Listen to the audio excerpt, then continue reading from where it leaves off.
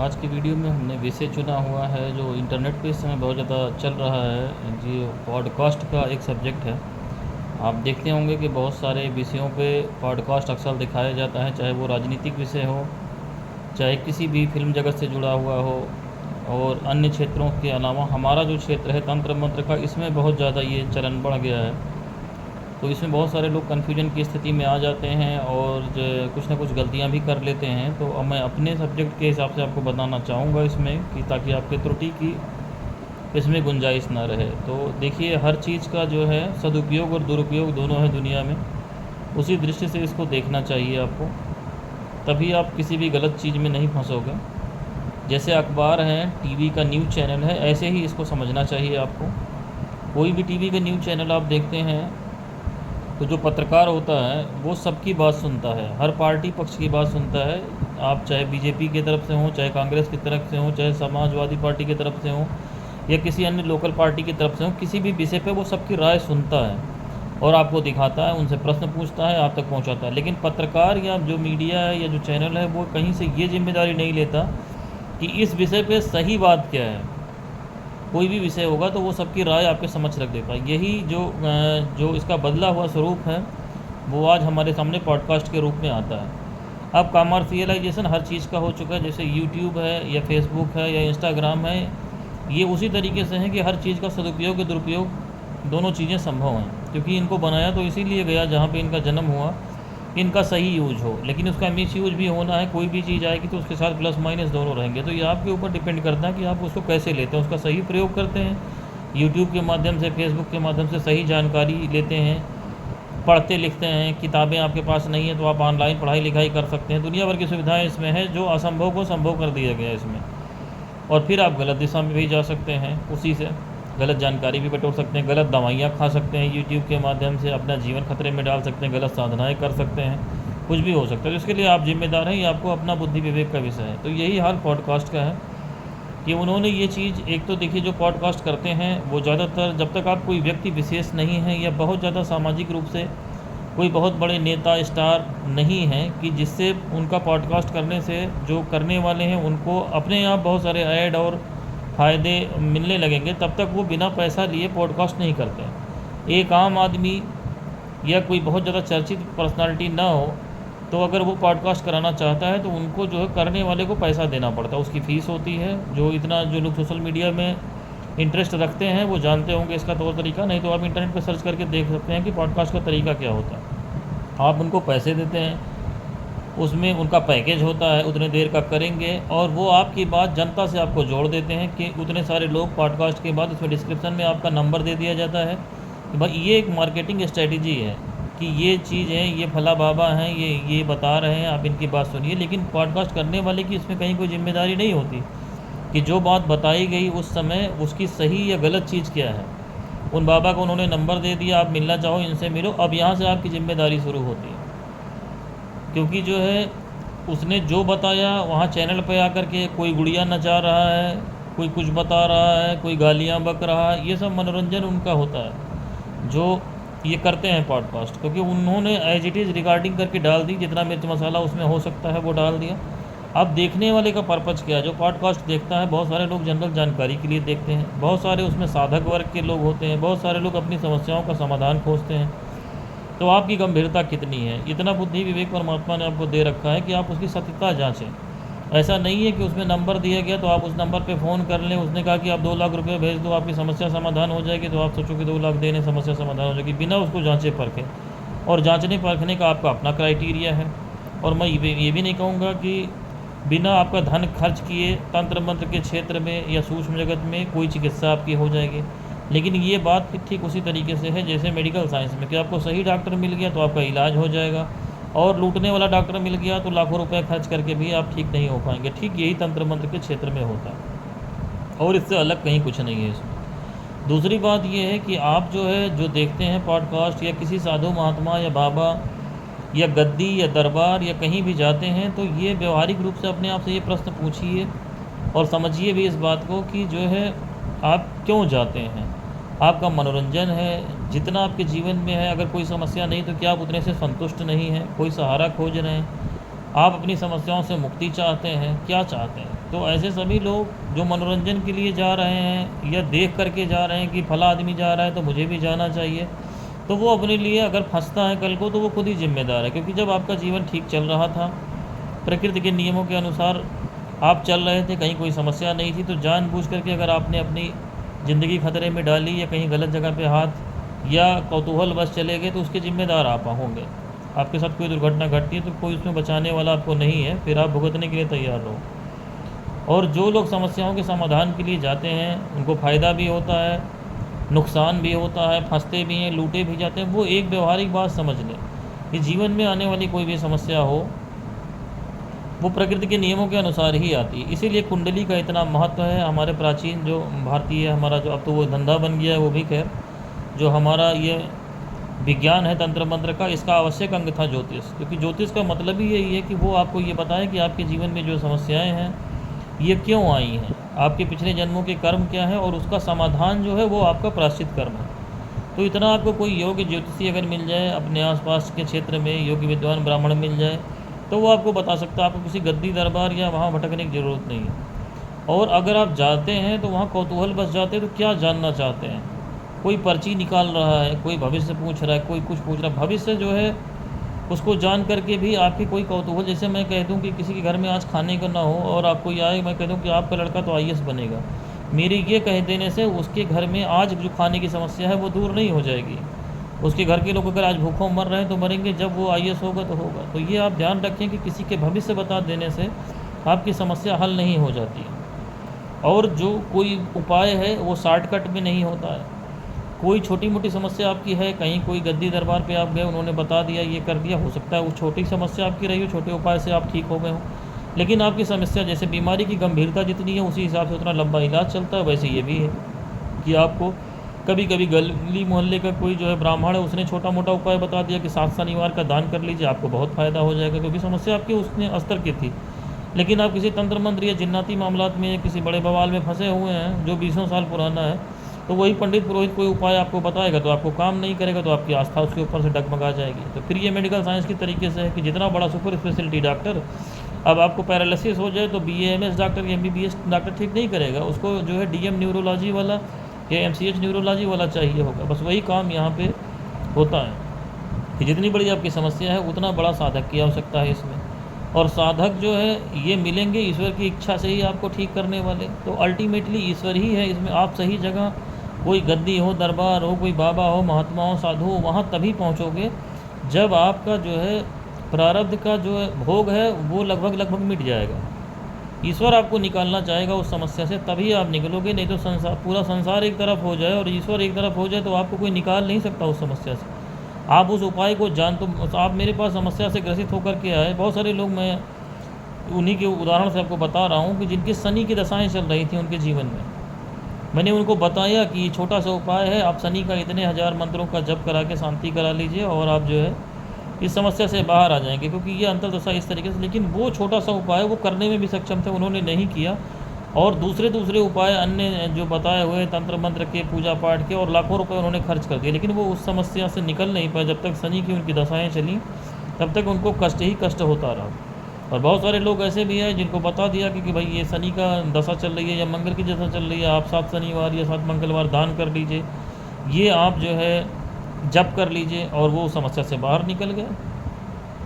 तो बेसिक चीज़ है कि जीवन में अगर समस्या आती तो सबसे पहले ग्रह दशा देखनी चाहिए, किसी योग व्यक्ति से दिखानी चाहिए आपको, और ग्रहों का उपाय करना चाहिए। क्योंकि ग्रहों को अनुकूल हुए बिना वो एक ग्रहों का उपाय जो है वो क्या है, ग्रह अपने से आपके ऊपर कृपा या अकृपा नहीं करते हैं। वो ईश्वरीय नियम के अनुसार एक मशीनरी है जो आपके ऊपर, आप समझ लीजिए, पॉजिटिव और निगेटिव रेज निकलती हैं ग्रहों से, वो आपके ऊपर पड़ती हैं प्रकृति के नियमों के अनुसार, जैसे आपके प्रारब्ध के कर्म हैं। ये जो उपाय बताए गए हैं विभिन्न प्रकार के ग्रहों के, चाहे उनके मंत्रों का जप हो, चाहे उनका दान हो, ये जो है ईश्वरीय नियम के अनुसार आपका सिर्फ प्रायश्चित कर्म है। और आपका वो प्रायश्चित कर्म पूरा हो जाता है उतने दान देने से, उतना जप करने से। जैसे आपका पाप हो उसी के हिसाब से बहुत सारे केसेस में जो है दान भी करना पड़ता है और जब भी कराना पड़ता है। बहुत सारे केसेस में एक शनिवार या एक मंगलवार या एक बुधवार को दान करने से काम हो सकता है, बहुत में 7 करने पड़ते हैं, बहुत में पूरे साल दान करना पड़ जाता है। कितना ज़्यादा आपने पाप कर रखा है पिछले जन्म में, उसी के अनुसार इस जन्म में आपका प्रायश्चित कर्म, और ये प्रायश्चित कर्म जब ग्रहों का होता है तभी आपके जीवन की कोई राह निकलती है, बिना इसके कुछ नहीं हो सकता। इसी प्रकार से दान के संबंध में तुला दान जो बहुत महत्वपूर्ण दान है, जीवन की बड़ी से बड़ी समस्या, असाध्य रोग है आपके जीवन में नहीं निकल रहा है, या जो है किसी संकट में आ गए हैं, जेल जाने वाले हैं, फंस गए हैं कहीं, तो जो है अगर मुस्लिम में है तो उनको अपने वजन के बराबर आटा तुरंत दान करना चाहिए मंगलवार या शनिवार को, और अगर हिंदू धर्म में है तो उनको चावल का दान अपने वजन के बराबर करना चाहिए, विशेष करके शनिवार को। ऐसा एक बार करें, फिर 15 दिन रिस्पांस देखें, फिर अगर आपकी समस्या पूरी तरीके से नहीं सुलझी तो फिर इसको कर सकते हैं। तो ये सब इमरजेंसी उपाय हैं, पहले आप ये करोगे तब फिर आप कहीं किसी सही गद्दी दरबार या स्थान पे पहुंचोगे अगर आपकी समस्या बड़ी है, नहीं तो छोटी मोटी है तो ठीक है। अब जहाँ तक मैं अपने मुख्य विषय पर आता हूँ कि पॉडकास्ट वाली बात है, तो आप लोग समझ लें कि कोई पॉडकास्ट आप देखते हैं या मेरा ही चैनल देखते हैं, यूट्यूब चैनल देखते हैं, तो ये क्लियर रहें कि आपका उद्देश्य क्या है जीवन में।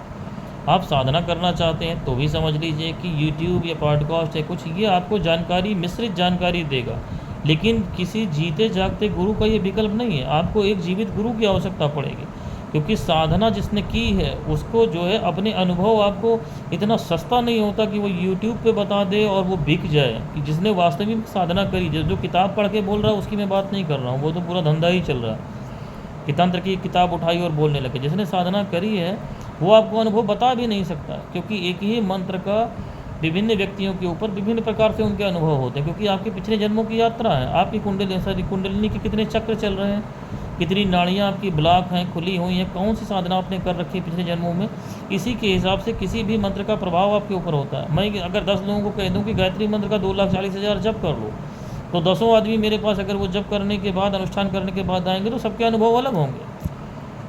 तो इसलिए आप किसी को अगर देखते हो उसने कहा कि फला साधना मैंने कर रखी है, हो सकता है उसने वो कर रखी हो, अगर वो इंटरनेट पे बता रहा तो आप सोचो आपको भी वैसे अनुभव होने लगेंगे, तो नहीं होंगे, क्योंकि आपके पिछले जन्मों की यात्रा है। तो ये चीज़ साधना में सबसे ज़्यादा महत्वपूर्ण होती है कि साधना के अनुभव छोटे मोटे गिनाए जा सकते हैं, लेकिन बताए नहीं जा सकते एग्जैक्टली, क्योंकि वो अनुभव का विषय है। वो कहा नहीं जा सकता कि यह वो होता है। जो चीज़ें आप देखते हो कि बलि है, हवन है, कर्म है, कर्मकांड है, ये जो है सांकेतिक जो है उसके बाह्य प्रयोजन है, जिसको इस्लामिक जो तंत्र में उसको जाहिर और बातिन जो शब्द हैं, और हमारे वहाँ व्यक्त अव्यक्त है। तो इसीलिए जो व्यक्त है वो तो आपको दिखाई पड़ता है, लेकिन जो अव्यक्त है कोई भी साधना करने पर उसका रिएक्शन क्या होगा। तो ये चीज़ ज़रूर से ध्यान रखें कि आप किसी गद्दी दरबार या किसी गुरु इनसे उनसे जुड़े हुए हैं, तो आप समझो कि आपका प्रयोजन क्या। आप साधना करना चाहते हो, कौतूहलवश चले गए हो, जीवन की समस्याओं से मुक्ति चाहते हो, ईमानदारी, और ईमानदारी ईश्वर के प्रति होनी चाहिए, क्योंकि अगर मन में ये भाव है और डेली आप मंदिर जाते हो और ये कहते हो कि जो है मेरे जीवन में जो समस्या हुई है उसके लिए जिम्मेदार मैं ही हूँ, पिछले जन्मों में पाप कर रखे तो मैं भुगत रहा हूँ, मुझे इसका प्रायश्चित कर्म बताइए, सही स्थान बताइए। वो ईश्वर आप जिसको मानते हो, ईश्वर के जस रूप को, चाहे शिव जी को मानते हो, चाहे देवी को मानते हो, चाहे जिसको मानते हो, वो आपको पहुँचा देगा वहाँ तक। लेकिन आप ये सोचो कि आपके पैसा खर्च करके किसी गद्दी दरबार में पहुँच जाओगे और अपने घर के बगल में मंदिर में जाके हाथ नहीं जोड़ोगे और ये प्रार्थना नहीं करोगे कि मेरे जीवन में जो समस्या है उसके लिए मैं ही जिम्मेदार हूँ, और सिर्फ पैसा खर्च करके, बाबाओं को खरीद करके, और वो आपको समस्या से निकाल देंगे। तो अगर वो इतने ही काबिल होते तो आज वो ये धंधा क्यों कर रहे होते। वो तो जो है नोटों की गड्डी पे सो रहे होते, वो अपने लिए धन की व्यवस्था नहीं कर लेते। जो बताते हैं कि वो एक छड़ी है ले ली, अप्सरा ले ली, ये कर ली, वो कर ली, वो भी अंबानी हो चुके होते पूरी तरीके से। तो ऐसा नहीं होता है व्यवहारिक जगत में। आप जो है अगर कहीं फंसते हो तो आपकी कहीं ना कहीं उसमें गलती है, आपने उसको परखा नहीं। आपने इंटरनेट पे देखा कि वो गद्दी या दरबार या जो है भीड़ वाला स्थान चल रहा है जिसमें 10 लोग खड़े होकर के चिल्ला रहे हैं, तो बस आपने देखा कि इन 10 लोगों को हो सकता है वो लोग स्पॉन्सर्ड हो, पैसा लेकर के आए हों, क्योंकि वो धर्म का धंधा चल रहा है वहाँ पे। तो आप भी उसी भीड़ में लग गए समस्या में। आप सोचो कि किसी भी व्यक्ति के जीवन में कोई समस्या हो तो उसके जन्म जन्मांतर की यात्रा है। इस तरीके से कोई पर्ची निकाल करके या उसको दिखा करके 5 मिनट में या किसी कारण पिशाचनी के जरिए उसकी क्या पूरे जीवन भर की समस्या सुलझाई जा सकती है। हो सकता है कि आप कोई एक समस्या लेकर गए, मेरे लड़के की नौकरी नहीं लग रही है, लड़की की शादी नहीं हो रही, ऐसे छोटे मोटे प्रश्नों का वहाँ पर्ची निकली है तो कर्ण पिशाचनी बता देगी कि फला आदमी फला समस्या लेके आया, उन्होंने वो आपको उपाय बता दिया, लेकिन वो उपाय आपने घर पे जाके किया, आप उसको फ़ायदा हुआ कि नहीं हुआ ये दोबारा कौन देखने जा रहा है उस गद्दी या दरबार में। तो हर चीज़ का अपना महत्व है। पर्ची निकलती है तो वो कर्ण पिशाचनी कान में बोलती है, बताती है, वो कोई बहुत बड़ी बात नहीं। जिन लोगों ने वो साधनाएँ कर रखी हैं वो बता सकते हैं, लेकिन उससे आपका कितना भला होगा। उस चक्कर में आप फिर उनको कोई जा करके किसी चक्कर में फंस जाओ, आपको कोई ठग ले तो कौन जिम्मेदार है। बहुत सारे जो है अब तो कम हो गए, पहले लोग घरों पे आते थे, वो आपके हाथ में आप कंकड़ उठा करके 2 शिवलिंग बना करके दे देते थे, और कितना कितना पैसा लेकर के लोगों के घरों से चले गए। औरतों ने अपने अपने जेवर उतार करके दे दिए। आप उनके बगल में बैठो, भूत भविष्य वर्तमान बताना, ये सब सारी सिद्धियाँ हैं जो साधना करने पर मिल जाती हैं। सबका अपना विज्ञान है, आपको कोई गुरु मिल जाए, लेकिन इन सब का जो है, जो ये करने वाले हैं, उनका हश्र जो है बहुत ख़राब होता है। आज हो, 10 साल में हो, 15 साल में हो, 20 साल में हो, 25 साल में हो, जीवन के आखिरी क्षणों में हो, उनका कोई मोल नहीं है। क्योंकि जिसने साधना का मतलब क्या है, साधना का मतलब ये, साधना एक सीढ़ी है जो ईश्वर तक पहुंचाने का मार्ग है। तो कोई भी साधक होगा, तांत्रिक होगा, हिंदू होगा, इस्लामिक होगा, किसी भी धर्म का होगा, वो अपनी साधना कर रहा होगा, तो ये जो है जादूगरी बाजीगरी करने नहीं आएगा। किसी चैन कहीं पर कोई पर्ची निकाल रहा हो, आप रामकृष्ण परमहंस, साईं बाबा, शिरडी के साईं बाबा, स्वामी विवेकानंद, ये कितने लोगों की पर्ची निकाल रहे थे, या कितने लोगों का ऐसे इस तरीके से सामूहिक रूप से दुख दूर कर रहे थे। तो आप उनके जीवन से, जो आपके देश में महापुरुष हुए हैं, या इतने सूफी संत हुए हैं, या वो लोग समस्याओं का समाधान नहीं सुलझाते थे, लेकिन उनका एक तरीका था। बाबा कीनाराम ने अपने जीवन में कितने लोगों की समस्याएं सुलझाई बनारस में, कि आप उनसे जाओगे, एकांत में मिलोगे, क्योंकि विषय या समस्या आपकी एकांत, आपकी निजता है, और जो गुरु है उसको समझेगा, फिर बताएगा। ऐसे पूरा हज़ारों लोगों के भीड़ में किसी की समस्या ना सुनी जाती है, ना बताई जाती है। तो इतने बेवकूफ़ आप नहीं हो, और जब आप फंस जाते हो तो फिर बताते हो कि मैं यहाँ फंस गया, वहाँ फंस गया। तो फंसने वाले लोग खुद ही जिम्मेदार हैं। जो आप कोई भी पॉडकास्ट देखें या यूट्यूब का चैनल देखें, पहले अपने आप को पूरी तरीके से या मानसिक रूप से तैयार कर लें, समझ लें, और अपने आप से ये प्रश्न पूछें कि मैं ये क्यों देख रहा हूँ। ये मेरा मनोरंजन है, जैसे मैं जो है फिल्में देखता हूँ ऐसे इसको देख रहा हूँ, यानी 10 बाबाओं की बात सुन रहा हूँ, फिर उसको दिमाग से निकाल दे रहा हूँ। यहाँ तक आपको कोई खतरा नहीं। बहुत सारे लोग हैं, देखते हैं और गाली बकते हैं जाकर के बाद में कि ये ऐसा कर रहा है, वो ऐसा कर रहा है, तो वो सिर्फ दूसरों की निगेटिव बुराई करते हैं। आप जो है खाली दूसरों की बुराई करेंगे तो आप अपने लिए समस्या खड़ी करेंगे, क्योंकि जिसके बारे में आप गालियाँ बक रहे हैं उसको कोई फ़र्क नहीं पड़ेगा, आपकी बात सुन नहीं रहा है। तो ऐसे भी लोग हैं। तीसरे वर्ग के लोग हैं जो समस्याओं से परेशान हैं, तो वो देखें जेन्युइन रूप से कि कोई उपाय है तो उसको किसी योग्य विद्वान से समझिए। जो आपको इंटरनेट पे आपने कहीं कोई उपाय देखा तो किसी योग्य गुरु से समझिए कि ये उपाय है, मुझे इसको करना चाहिए, नहीं करना चाहिए। वो अगर सूटेबिलिटी होती तो गुरु आपको बताएगा या कोई योग्य विद्वान बताएगा। अगर नहीं मिलता तो आप अपने से ना करने लग जाइए, नहीं तो उसमें खतरा आपको हो सकता है। और चौथा वर्ग साधकों का है, जिनके लिए मैं स्ट्रिक्टली कहूँगा कि कभी भी इंटरनेट से देख करके या इसी तरीके से पॉडकास्ट देख के कोई क्रिया ना करें पूरी तरीके से। उसमें मैंने अलग से वीडियो बहुत सारी बना रखी है, आपको बता भी रखा है कि किसमें क्या खतरे हैं, तो आप उसमें देख सकते हैं। उनको तो प्रत्यक्ष रूप से गुरु चाहिए ही चाहिए। प्रत्यक्ष रूप से गुरु कोई भी हो आपका, उसका कोई विकल्प नहीं है। जैसे मेडिकल साइंस की पढ़ाई की प्रोफेसर की मूर्ति बना करके या प्रोफेसर को इंटरनेट पे देख करके नहीं कर सकते हो आप, कि सर्जरी करने लग जाओ, किसी की पथरी का ऑपरेशन कर डालो इंटरनेट पे देख के, ठीक वैसे ही ये तंत्र मंत्र का क्षेत्र, सूक्ष्म जगत का क्षेत्र, ज्योतिष का क्षेत्र है, इसमें जीवित गुरु की आवश्यकता पड़ती है। क्योंकि इसमें जो लोग होते हैं वो ये जानते हैं कि कितनी बातें कही जा सकती हैं आपसे और कितनी बातें नहीं कही जा सकती हैं, जो साधक को ही बताई जाती हैं, यानी गुरु शिष्य परंपरा से एक दूसरे को बताई जाती हैं। तो मैं समझता हूँ कि इतनी व्यवहारिक जानकारी आपके लिए पर्याप्त है, चाहे पॉडकास्ट के संबंध में, चाहे अन्य विषयों को जो मैंने उठाने की कोशिश करी। बाकी कुछ पर्टिकुलर आप पूछना चाहते हैं तो कमेंट में लिख सकते हैं। हरि ओम।